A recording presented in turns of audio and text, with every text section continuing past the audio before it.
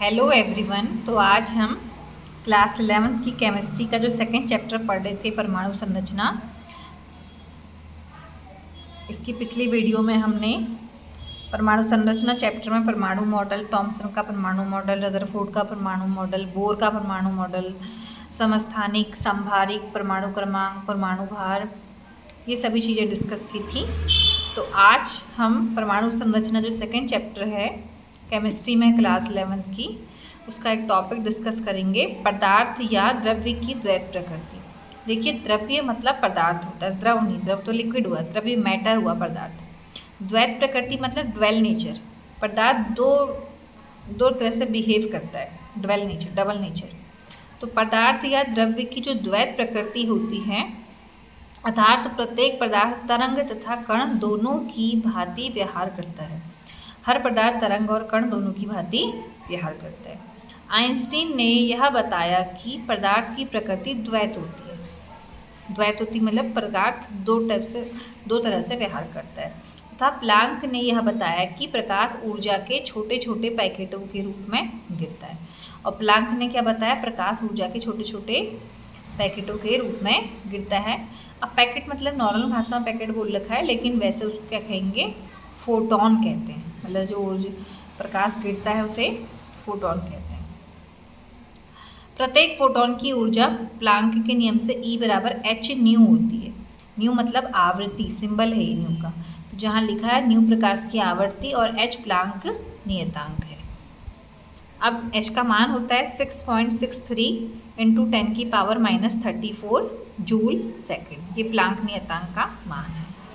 अब देखिए, यहाँ से हम डी ब्रोगली समीकरण पढ़ेंगे। डी ब्रोगली एक साइंटिस्ट थे, उन्होंने समीकरण दी कि प्रकाश की द्वैत प्रकृति को समझाने के लिए। द्वैत मतलब डबल नेचर। जैसे देखिए ना, जो लाइट होती है प्रकाश, उसका डबल नेचर कैसे है? सुबह सुबह सनलाइट हमारे घर के अंदर आती है ना, तो उसमें देखिए आपको ऐसा लगता होगा एक सीधी लाइन में आ रही है और उसमें धूल के कण जैसे हैं। तो धूल के कण नहीं, लाइट के पार्टिकल होते हैं, प्रकाश के कण होते हैं। तो यानी कि एक सीधी रेखा में आ रहा है, मतलब वो तरंग के रूप में आ रहा है, और उसमें जो धूल जैसी दिख रही है वो प्रकाश के कण है। यानी कि प्रकाश तरंग के रूप में भी आ रहा है और कण के रूप में भी आ रहा है। तो प्रकाश का ड्वेल नेचर हो गया, डबल नेचर हो गया, तरंग और कण। तो अब डी ब्रोगली ने समीकरण क्या दी? पदार्थ की द्वैत प्रकृति को समझाने के लिए डी ब्रोगली ने प्लांक के क्वांटम सिद्धांत का प्रयोग किया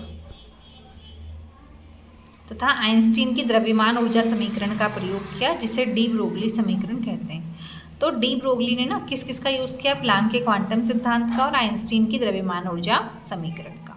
तो दो नियमों का यूज़ किया, एक प्लांक के और एक आइंस्टीन के, तो जिसे डी ब्रोगली समीकरण कहते हैं। तो देखिए, प्लांक के क्वांटम सिद्धांत से E बराबर h न्यू होता है, समीकरण 1, और आइंस्टीन की द्रव्यमान ऊर्जा समीकरण से E बराबर mc² होता है, समीकरण 2। m द्रव्यमान हो गया, c प्रकाश की चाल हो गई। तो देखिए, दोनों ही ऊर्जा के मान हैं, दोनों को हम बराबर रख देंगे।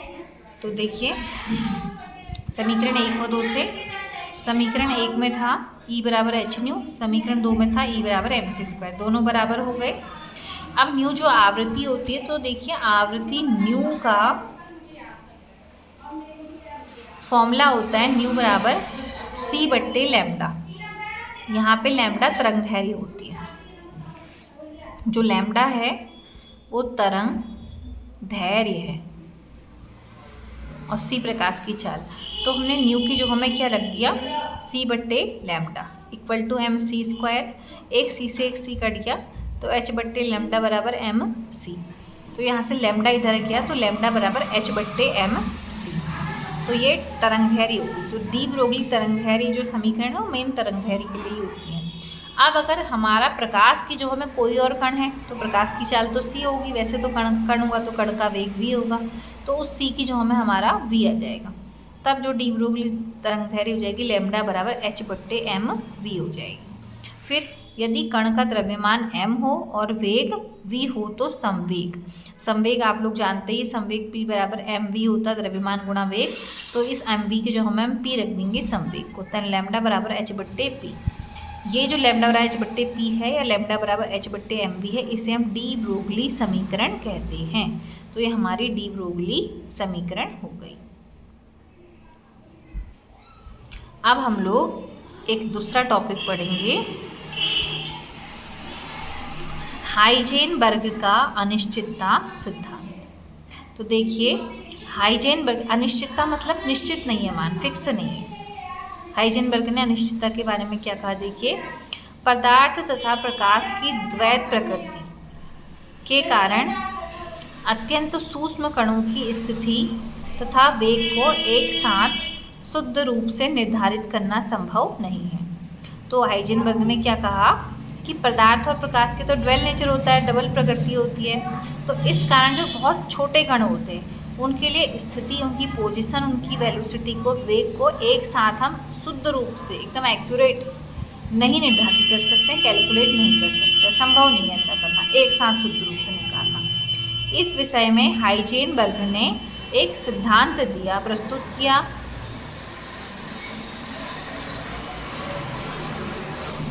जिसे हाइजेनबर्ग का अनिश्चितता सिद्धांत कहते हैं। तो इस सिद्धांत के अनुसार किसी अत्यंत सूक्ष्म गतिशील कण, मतलब एक छोटा कण है अगर, तो उसकी स्थिति और उसके वेग को एक साथ यथार्थ, मतलब एकदम एक्यूरेट, बिना गलती के यथार्थ गणना करना संभव नहीं है। मतलब एक साथ हम यथार्थ एक्यूरेट रूप से नहीं निकाल सकते, संभव नहीं है। यदि वेग यथार्थ है, मतलब वेग को तो हमने एकदम एक्यूरेट निकाल दिया, तो उसकी स्थिति में अवश्य अनिश्चितता होगी, तो स्थिति में कुछ ना कुछ मिस्टेक हो सकती है। ठीक उसी प्रकार यदि स्थिति यथार्थ है, मतलब स्थिति तो हमने एक्यूरेट निकाल दी, तो उसके वेग में अवश्य अनिश्चितता होगी। मतलब एक टाइम पे एक साथ अगर हमने वेग अच्छे से निकाल लिया एक्यूरेट, तो स्थिति में अनिश्चितता होगी, स्थिति का मान फिक्स नहीं आएगा, और अगर हमने स्थिति को एक्यूरेट निकाल लिया तो उसके वेग में अवश्य अनिश्चितता होगी।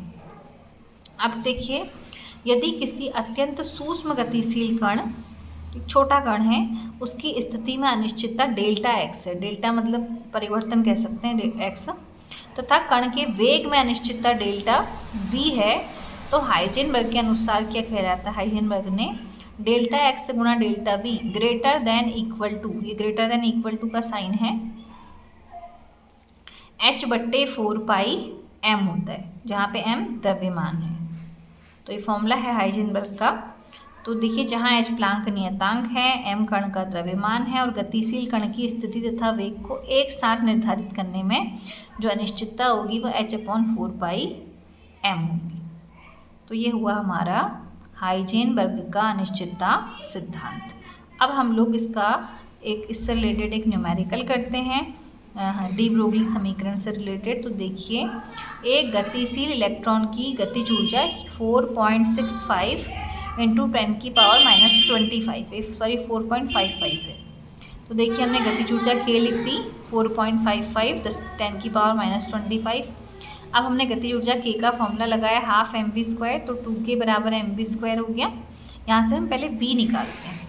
तो देखिए, v² बजाय हो जाएगा 2K/m, और v हटाएंगे तो अंडर लगेगा। अब 2 गतिज ऊर्जा का मान हमें यहाँ दिया है 4.55 10⁻⁻25। और बात करते हैं इलेक्ट्रॉन के द्रव्यमान की। इलेक्ट्रॉन का द्रव्यमान 9.1 10⁻31 होता है। तो देखिए, इसको मल्टीप्लाई करेंगे, ये भी 9.1 इससे कट गया, और सॉल्व करेंगे 10⁻6, तो 10⁻6 अंडर के बाहर आके 10⁻3 हो जाएगी। अब डी ब्रोगली समीकरण में h का मान तो प्लांक नियतांक ये रखेंगे, इलेक्ट्रॉन का द्रव्यमान ये होता है। देखिए, डी ब्रोगली समीकरण लैम्डा बराबर h/mv होती है, h का मान ये रख देंगे 6.63 10⁻34, m का मान रख देंगे 9.1 10⁻31, वेग हमारा 1000 आया है।